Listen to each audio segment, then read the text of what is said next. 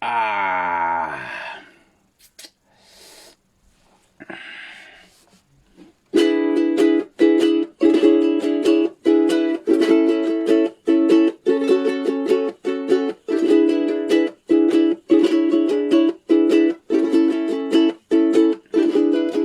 My Bango girl, you dwell in my heart. Tafia ilo sualoka, atoa toa.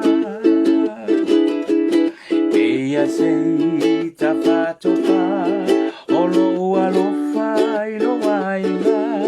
Neia tafia udaya oe, ona o se small boy. I say I love you, my tene pago.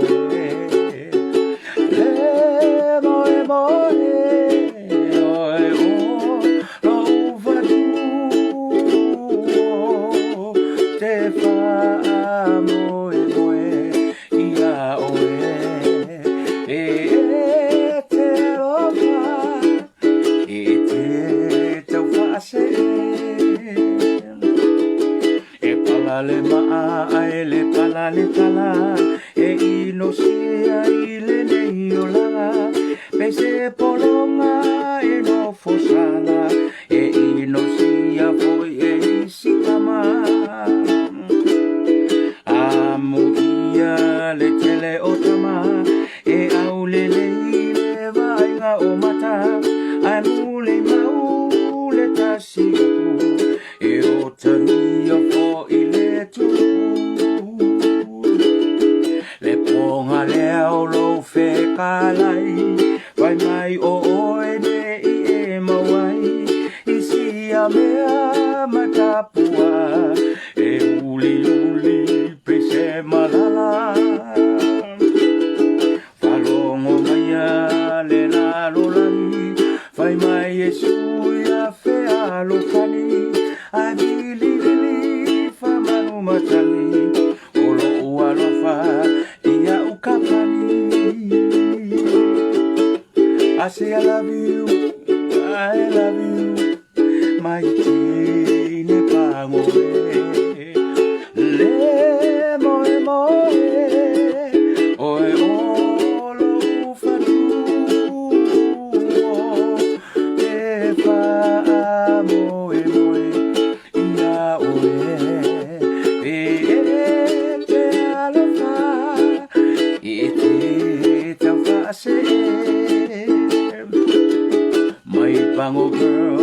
my Bango girl, you do well in my heart. Afia ilo so aloka, fatoa toa. Hey, I say tafa atofa, olo alofa ilau koya ina, neyo utafea itaya oe, ona ose very small boy. Say I love you, my tene paoe. Le moe, oe olo ufatu, te fa moe, ia oe, te aloha, te tau whaase.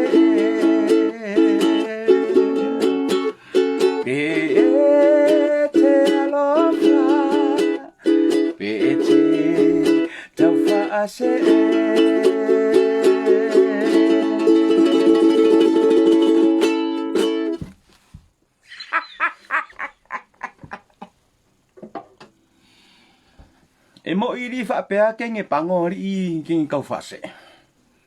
E sa arka karen kusiel besele.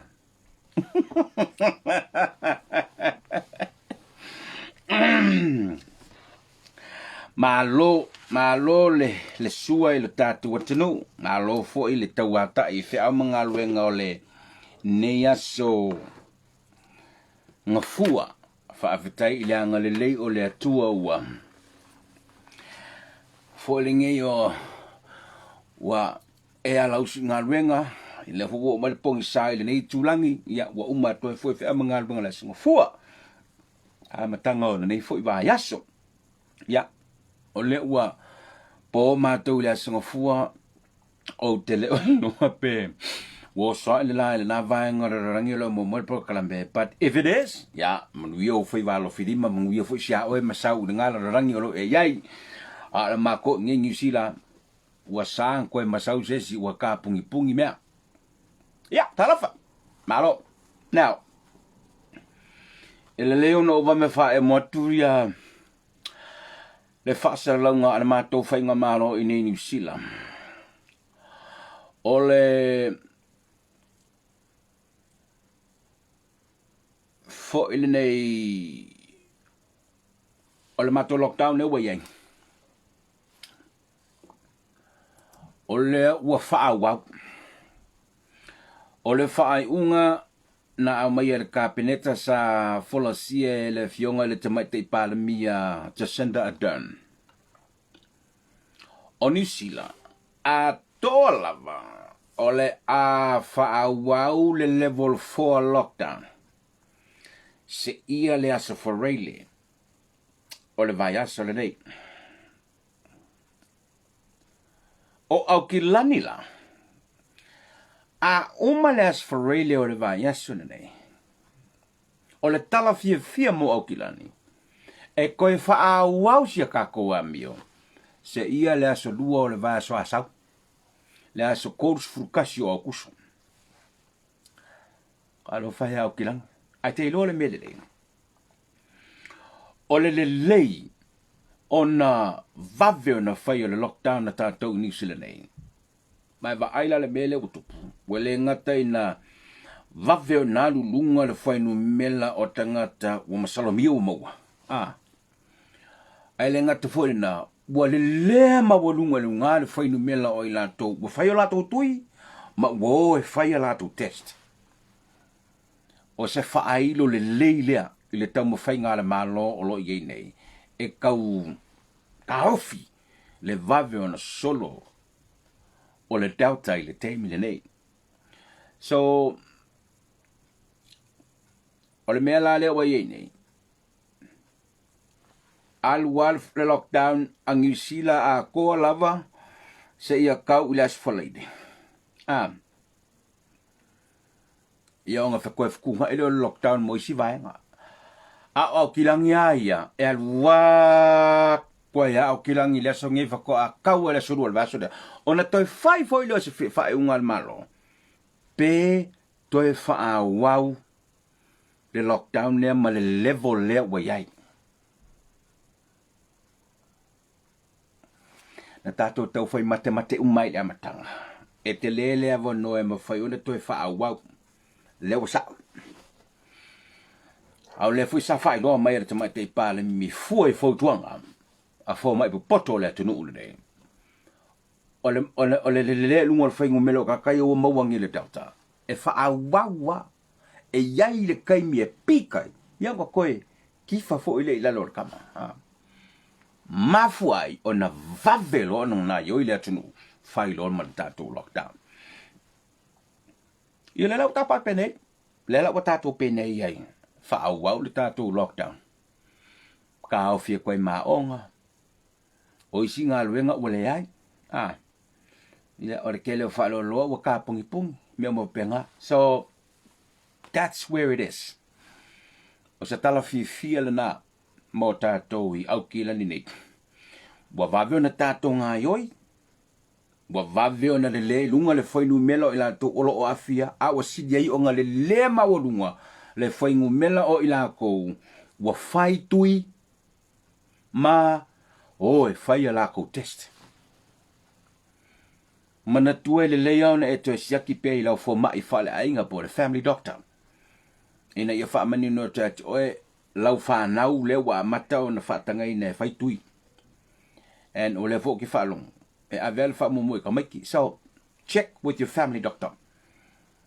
Po le ale mea te tau na fai, ina ia manino le lei oe. Mauti noa le saunga le muolo wainga. E mili whakasi alar ka malea.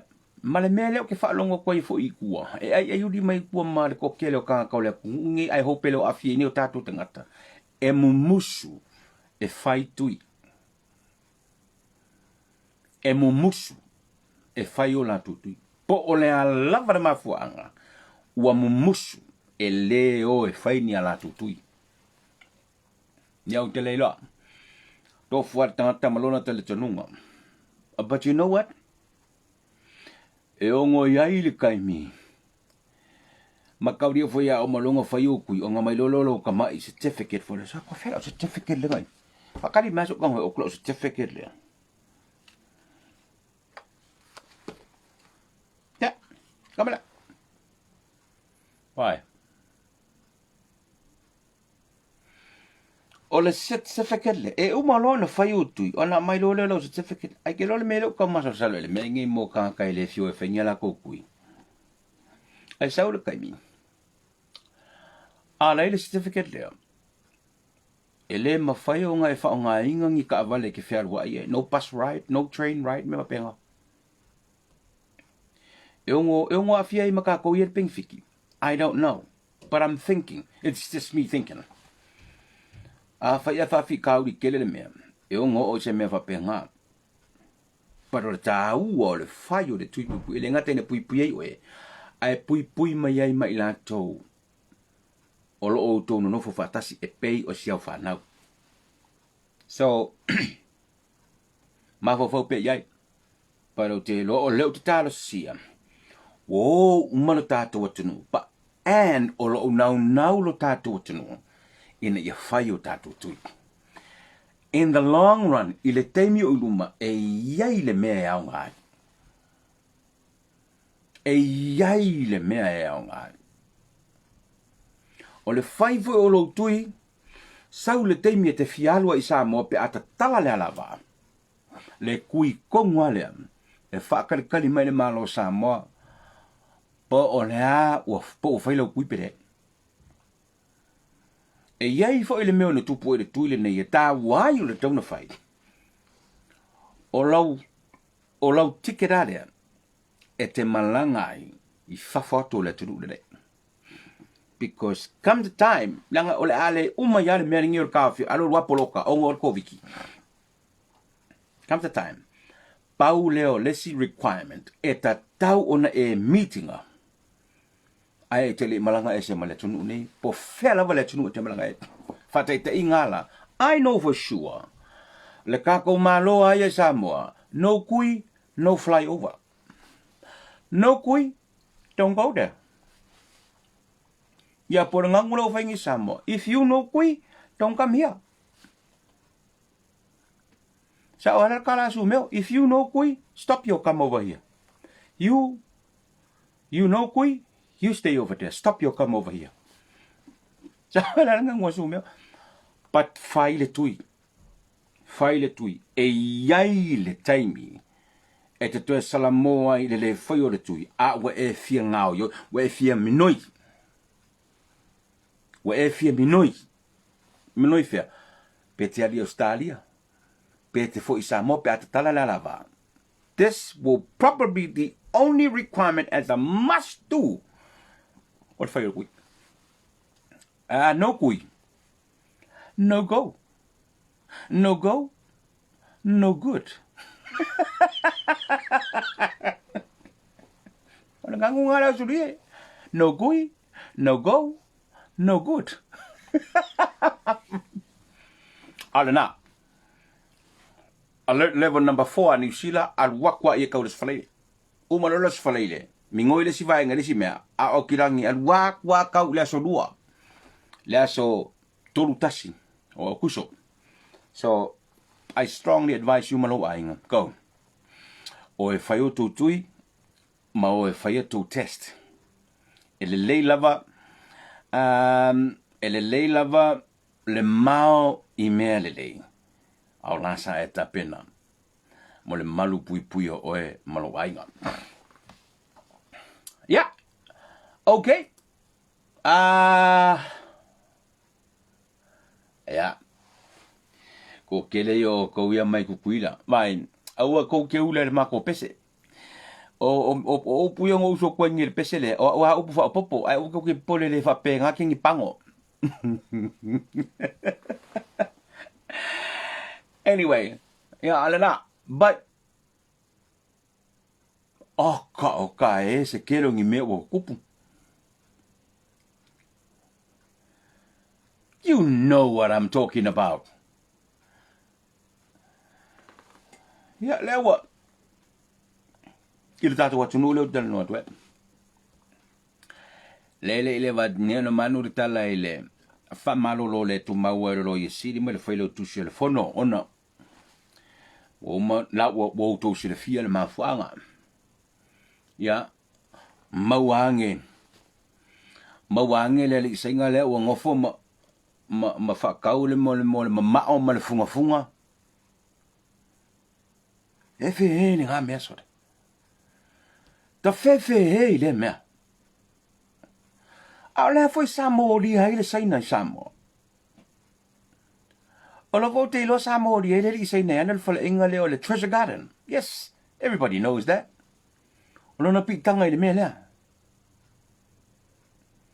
Ale wo so fai nei, ai maua. Ole ala vai fai. And somebody was telling me, sale, sale por fa kol wele por fa le o maua. La sai ngale kas.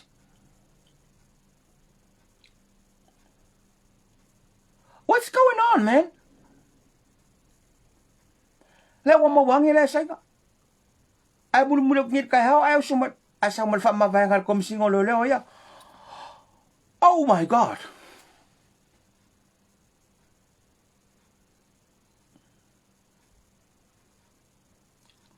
I don't know. I'm just saying. Oh man.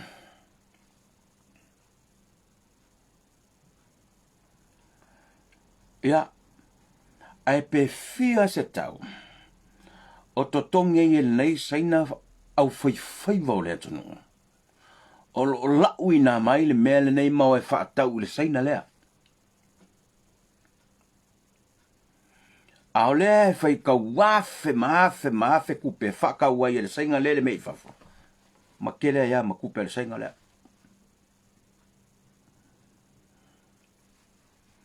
Man, wai iau wafo sot. Le me fa veltai le wa manu le video le sunga le fionga le minsta le matanga rengo fainga fai ba sunga le laudi le mari to ma wo fa mala mai le mele na tupu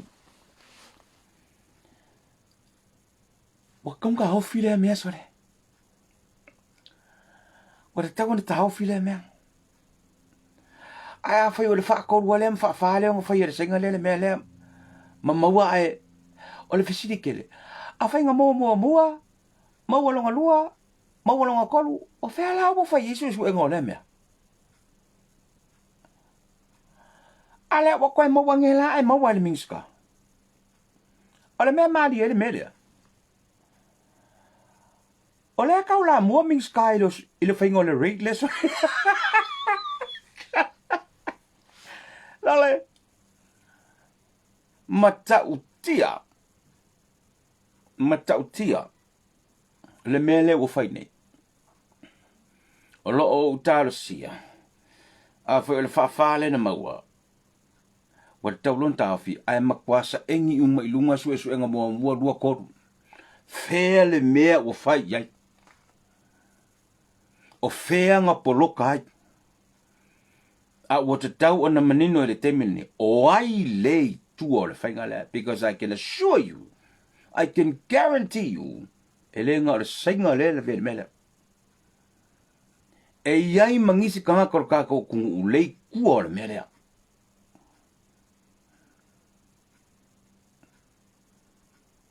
E iai mangisi kanga korka ko kung.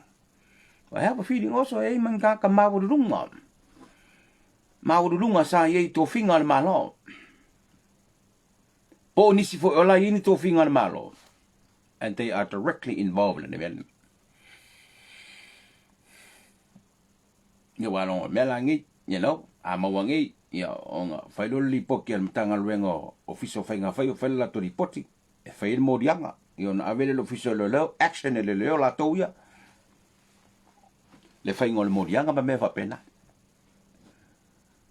So what happened? What happened to the first, second, and third? Where did it stop? Oisa involved in investigation. I know for sure. I know Honorable Laudi is going to get to the bottom of this. I know that for sure. He's going to get to the bottom of it. And good on him.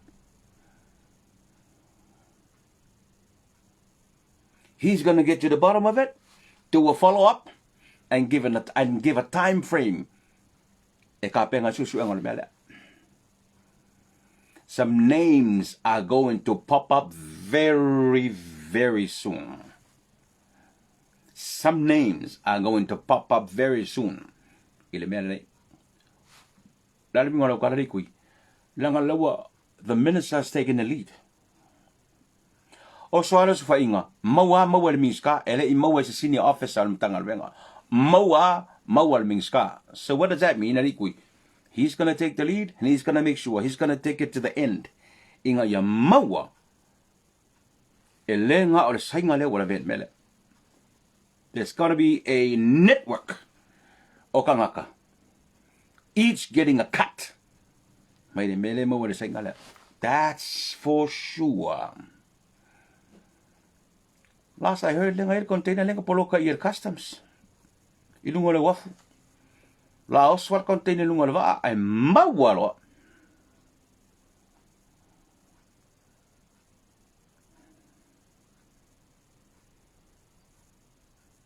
That's a fear. Every time o te whaalongoi, wa face investigation at wa maua e tama whanau le atunu. Ni mea o loo whaane nefu na whai. Ai halua luase mea, ke ia le ngā loma ku whapenga. Why is it always e en apapenga? E halua lua wa maua le mea ke au and next minute, wa lua kwa ya whapenga ke au whapenga koe. Ka koe ropo whea u whai ili susuenga. One thing I know for sure. Because the minister, honorable minister, took the lead. He's going to take it to the end. He is going to take it to the end. And I hope so. I hope so. Olo o kalo sia. Ya avere miska. Avere sa engi umalunga masue. Pa o ai iska ka ye mo wakati le mele.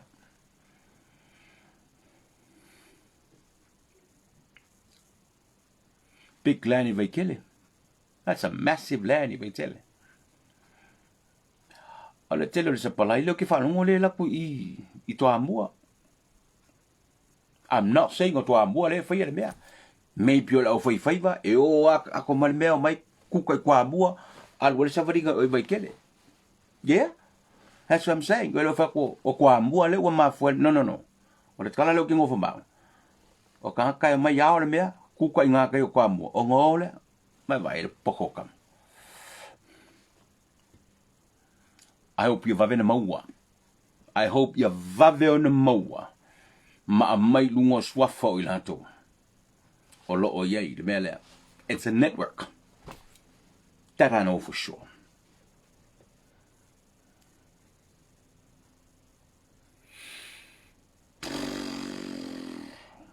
Yo le sile mele ngo fa ngo le nga bawa le lo kware sa ngale. Wal container.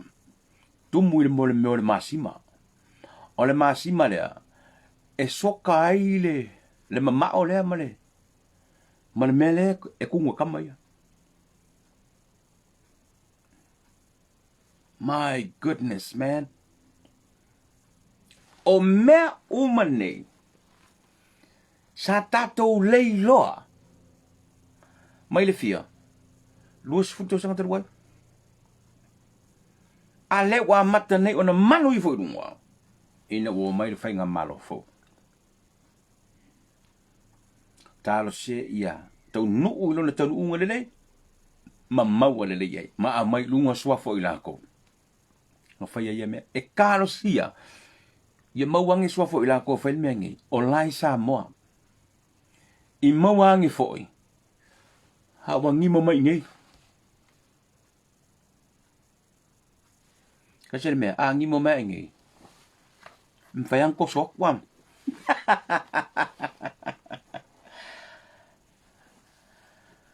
Famavai. De fionga I lali kom sino lo leo. De fionga ia fui availili. Sua. Igin Kyle. O nei le taiao. Na feilo ia le fionga I le komisina malana min star. Le fionga ia fawalo. Harry Jeffrey Schuster. Ma le fionga ele min star lango. Le fionga ia pulai. Pai matasua. Matu ina tuai loa ele komisino leo leo. Lana wha mawangam.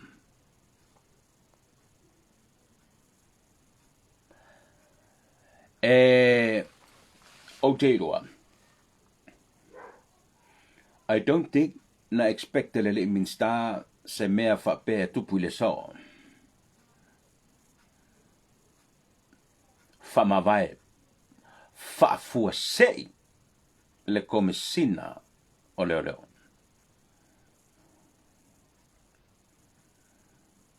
E to tele I o tātou ma tātou matematenga. What happened? Well, one thing for sure that happened this morning. He resigned, effective immediately.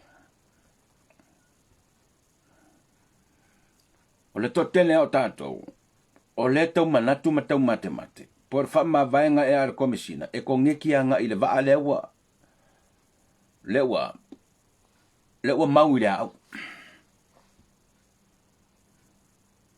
E tofu afu e tangata malana masa le salonga I le mea utupu. O le tala le fetongia I nei ma fe ave I nei. O le wha pe te wāngina.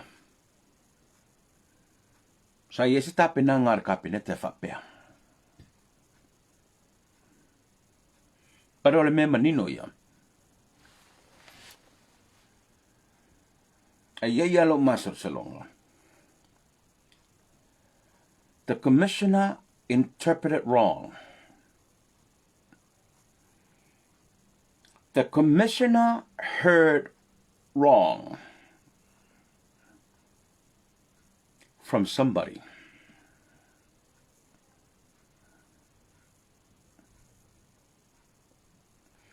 Wa mafuai ona te pena lana ia wha mawainga. And effective immediately.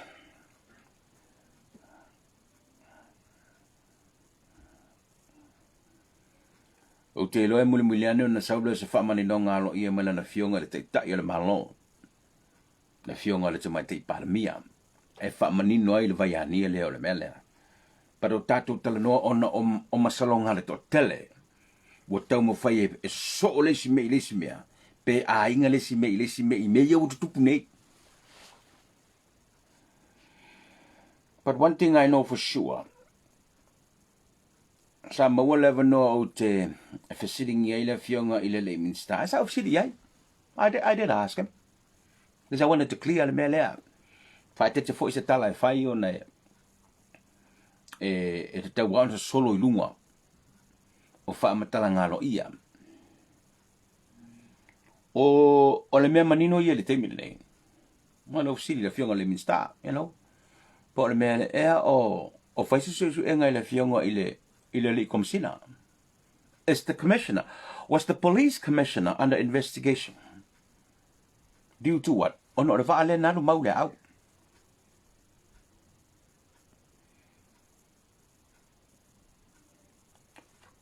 O le tali le fionga le minsta. Na. Ane, o le feta ua ina le tūlanga. o le whaatununga a le sa vene ma komisina. Na mafuai o nalu le waa. Mawila au sa le longa. Pero o le si mea ka awe te wane tātou loa ma i te wane e silfia. Okay. A whai o le whai unga al komisina na whaatunui nai le kapiteni ina i alu le waa i sa le longa. O ai ngā verba.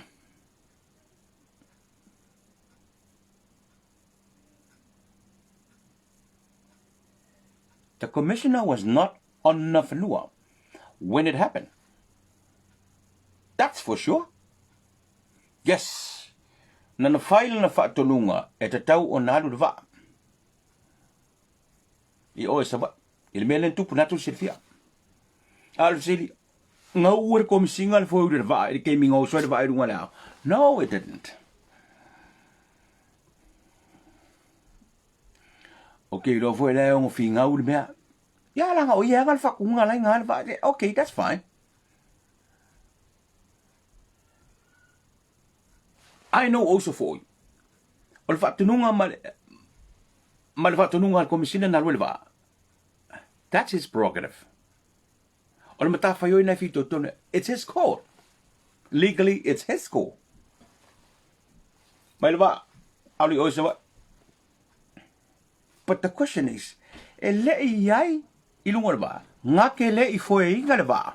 Wa lua kwa I osa le waa I lunga I o le au.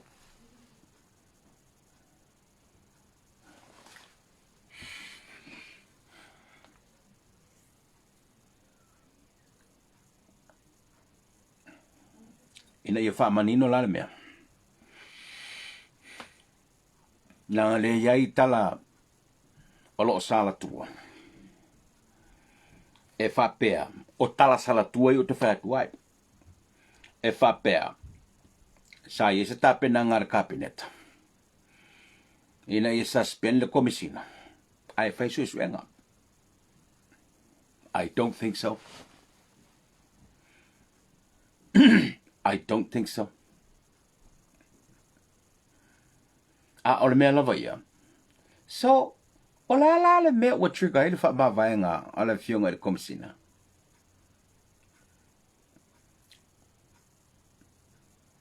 Did somebody pass in the wrong information? Hence the reason why he resigned and effective immediately?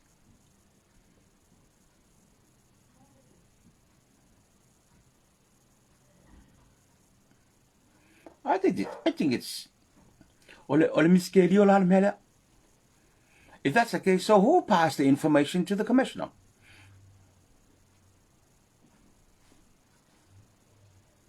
That will be interesting.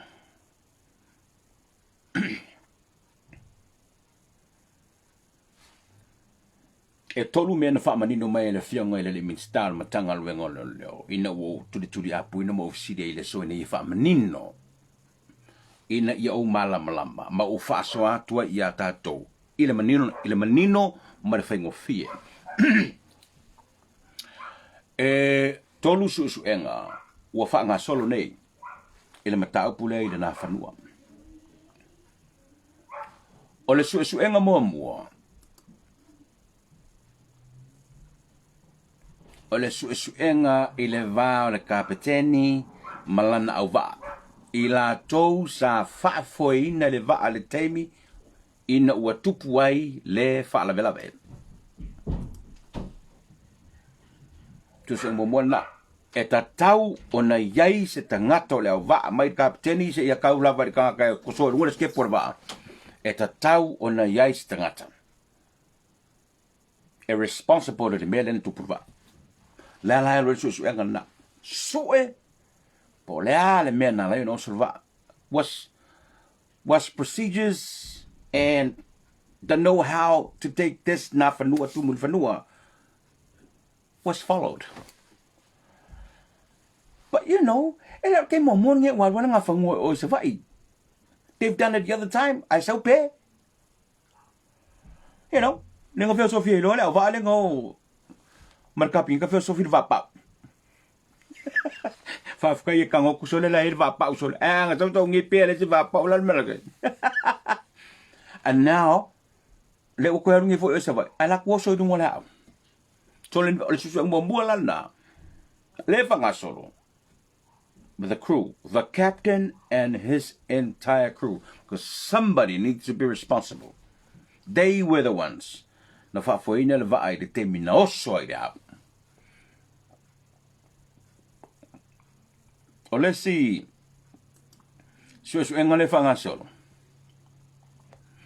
O le su ale vai ngore ngate fale le marine time. I think o iton wale ya le involve lo le fiongo ya o lo mala mtanga benga pisu sol mtanga benga tunwana ya mana tu fala e ala nga fal su ngal vai ngale marine time. Ono so se fa le lave tupu lungo le sami. Ya fie se va. Pe a fie fo sui fua. They are the ones. Ika kau fight la ko su what went wrong and why? Pen mela na le te va tunele le tola mo ne le fionga le minister me tanga benga la. Le tala nga ya olo. A fo fiti vai. Su non lula. O su non tolu la le. Or the commission of inquiry. Or the commission of inquiry. In fact, don't work kabineta. Why? La me aling of commission of inquiry le mena kupulva. La ngai le luas fuka lar ka wala e kolu se fulu milionga. A ore polo keki el malo skalia. O so su engala ngai ko. Le fanga solo le kemlinge. But I have a question. On the city level, le uteno no follow. Was the call for Nafanua to go to Savai on that day was to solely provide the support for all the law enforcement officer in Savai? Or the call for Nafanua to go to Savai on that day was to provide protection for an individual or a group of people, or for keeping the peace. Or latal and opposite. Was that the reason why Nafanua? To provide support for their colleagues in Savai? Or did it went to Savai to provide some protection for an individual or for some people? Or le miskeli o la nga o lakale nga fisiri.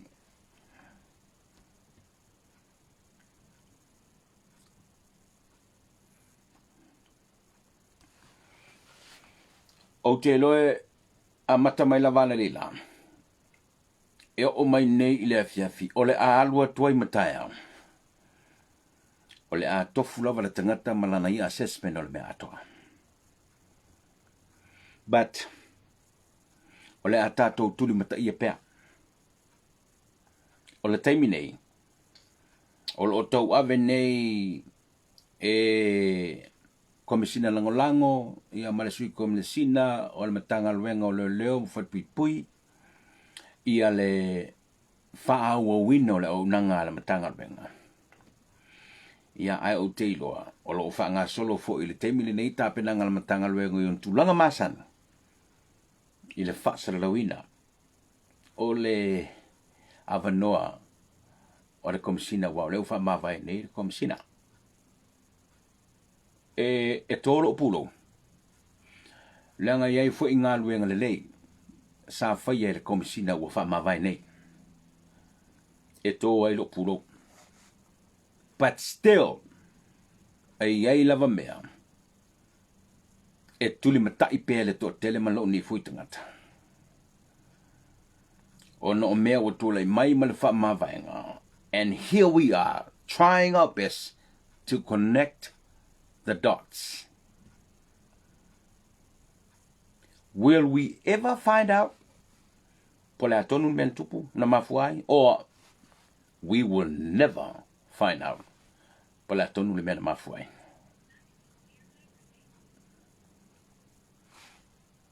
Ia le wala tu le fa urulunga o le matanga o le simtanga le benga. O ana polen o fai atu ai. Who's next?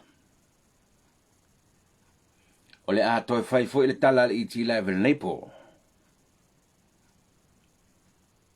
Who's next? Ki tatu talia. O le ana mea la o iai.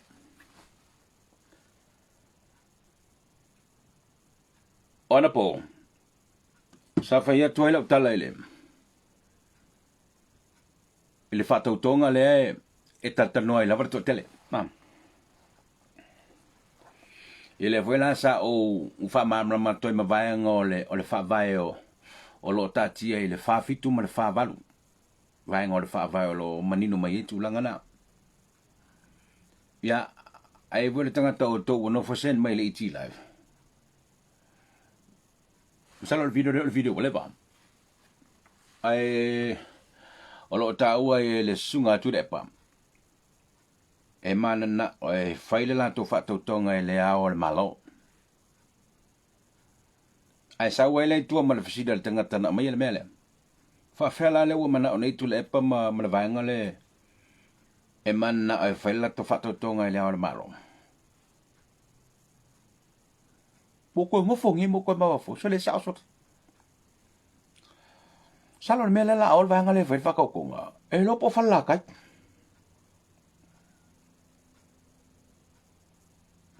Awa a fai ma e fina ngale fatu toi le malo. Ya. O le la po fer fa le malo le a fai fatu to. Awa ele ma fa le fai il falfon. O le no winga la e lo peke wo fa la kai fai fa ka ko. Fai a koi fo. Il mele we ne. Ai no follow ma le stanga sen mai cha wa ne ya. O le fo tua iele. E tu le pal mia le ne tu. A fia tu me le fionga le mista ya opito. O ko dua le o interfere ngi u fai o malo samo. Sole. Ah. Wale longa li se kangaka li e fa ku iele le mai ya o ko inga. Le wo uma fa masingo samo. Le wo uma fie me ma le fast, wo uma la audi. Wo uma olo, wo uma Wayne, wo uma le fast. Uma lo fa ku lo le fa masingo sili. Fa masingo uma le fa masingo nga samo. Ngau i malia i fa metalanga le fa masingo nga samo. Fa masingo nga ile a miotonu. Tala ye mala fonga. A le voila. O le o koe le liu mai fo i yangi sila.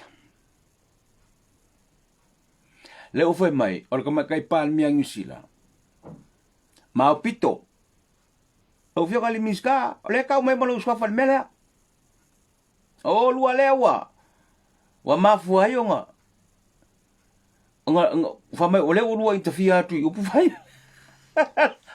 Ale malo sa mo. Oh my goodness.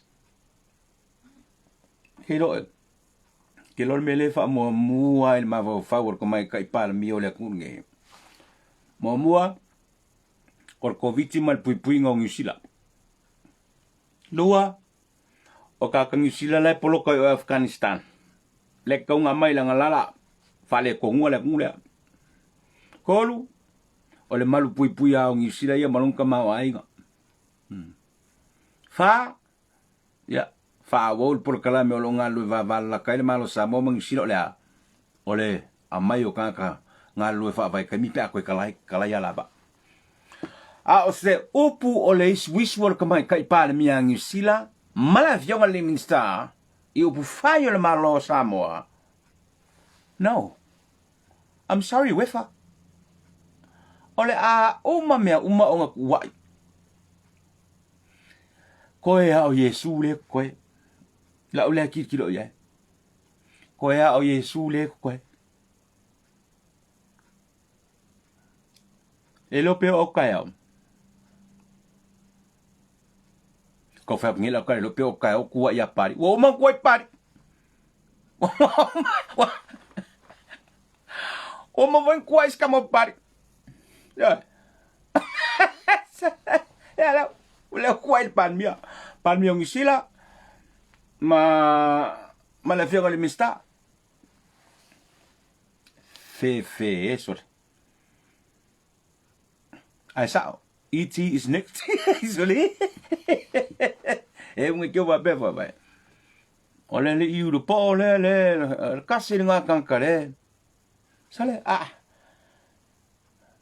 ya lo wingo na lo ham talanga you know wa uma na file fast tu il fast tu il palmia tu uma la uma nga o sau tonu fenga malo fast ale o fa sanga all fam sinonga bla bla bla bla bla bla bla le o fam sinonga ale la fa sanga mai il palmia pero fa o menga o la mua il ma fo fa ko mai kai palmia la puke bo mua o le pui ngo sila il covid se upu le fai mai wa ya ka mai kai pa na ya ala nga fio ngo fa nga fai mai wa leva ka malo sila malo skali o fai mas kala me lo ku malo samo o ma fai ele ole palmia e sila le palmia mo lo lang nga vile ku fa manguia ile kula mai o le fio nga ka mai kai palmia.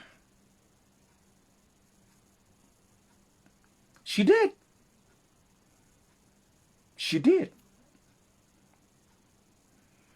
Ya, le ho la wo ko sa I mai ya anti Ardern. Nah.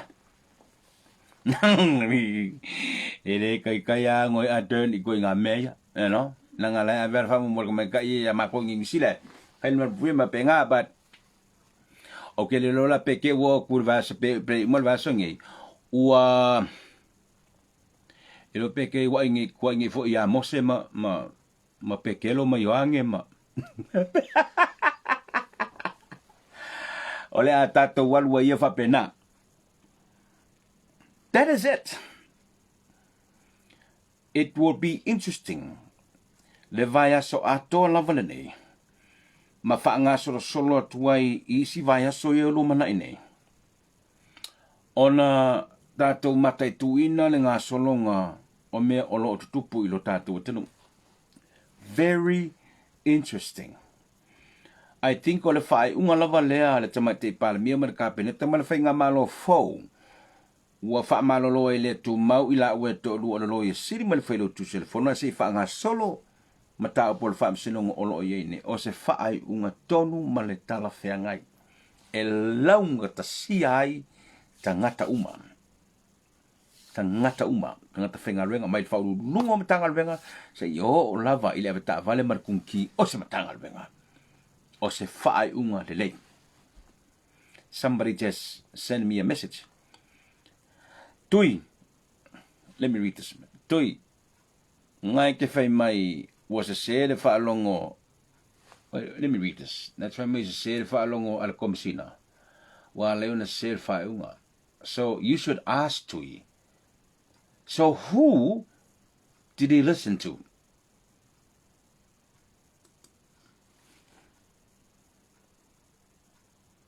Who told him that he's going to be suspended? If that was the case. Ole ka ko iloa. Ora ka ko sa ilio miu ke fonga ar ka pingeka. Ma mai se wha mani no ngalo ia mai le fionga le tumai te ipala mia. Ona mani noai leo le bata o le vai I tulanga lea. I hate to believe that he was given a wrong info for him to make such a decision. Whai atu ai fwoi. Ya, manuia vaengo tutoe o lau sawalinga. Lau fionga fui awai liri. Manuia foi lo tulai mai inisi tiute whaawau o lo fionga. E mana tua foi lo sao le matanga luenga. Le whaare leo le matanga luenga isi o nanga. Pio na si fia. Ai, tio tato mate tupea. Matato wa ai.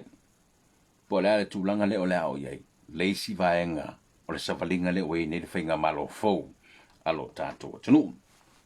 O manatu tātou por klamena, nei tai au, ma loi le whafongfong mai le tātou tunu. O le tātou tuli mata ia pea, tai au, koe whaiwhiska ko por kalamea kai au. You know, I have committed to do a program every night. Yeah, o la una tapenanga fai tātou por klami po uma. Tase le tula tātou talino ai, tātou whasoi me mwa pena. O lona le leina tātou tuwha e mau tō siri fie fo e mea lo tupu le tātou tunu. O le iti live na mo e nei po. Mana tu malia le whafong mai le tātou. Tātou, yes. Ta whamsinonga whununga swafa, ma le whiunga le pestene, we will bring that issue tomorrow. Tai au, tātou talanoa le issue na, tai au. Si kau wha mauki ngō maisi mei e kau ka penga kako porkarani.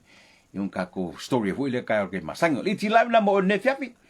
Tātou toi whelo e temi la funi tāle walu le whiwhia tai o le anga le leo le tue te teilo sui fua, mano tātou wala. Manu ia whai ngā marolonga la tunu ura nei pōngi sā, o soa ne fui le la na vai ngoro rangelo e mai mōma iai. Manu ia o whai walo whidi maranea. So wha manu ia le tua ia sā moa. Tui le nei, alofa pē moe, sui fua mai manu ia.